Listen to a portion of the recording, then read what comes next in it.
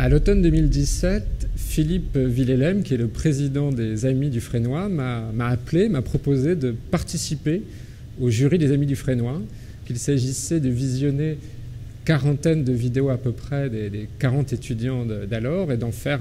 un classement personnel. Parmi ces 40 vidéos, certaines se démarquaient plus que d'autres, naturellement, mais une en particulier était extraordinaire, ça s'appelait Cosmorama de l'artiste Hugo de Verchères, et ça a été un coup de foudre absolu. Ça a été une rencontre immédiate, absolue, totale, vraiment avec son travail, et une adhésion qui a été confirmée l'année suivante à l'exposition Panorama. Nous voyons une installation qu'il avait faite, et je comprenais également qu'il avait non seulement cette intelligence plastique au niveau de la vidéo, mais également l'intelligence de l'espace. Donc tout de suite, l'envie a été immédiate, on s'est rencontrés bien sûr, de suivre son travail et lui proposer à terme une carte blanche qui est celle-ci aujourd'hui à Komonouma.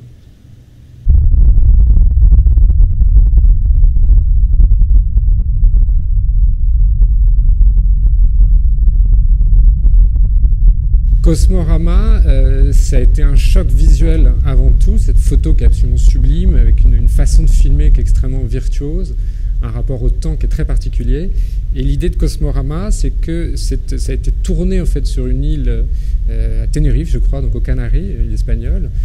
comme si nous étions plongés dans une exploration d'une planète, ça aurait pu être Mars ou autre chose. Donc tout à coup, une sorte de voyage absolument à la fois poétique, à la fois d'exploration, enfin quelque chose de fascinant à partir d'un paysage réel qui est celui de Tenerife. Donc il y avait vraiment cette idée dans Cosmorama du voyage, de l'exploration, l'exotisme d'un paysage accessible, quelque chose de très proche de la science-fiction également. Et c'est un peu cet esprit qu'on retrouve dans le projet actuel à Komonouma, qui est de créer précisément une familiarité autour d'un paysage et d'y voir quelque chose à la fois d'exotique de l'exploration quand le paysage est là, est présent, et reconstituer symboliquement ce paysage.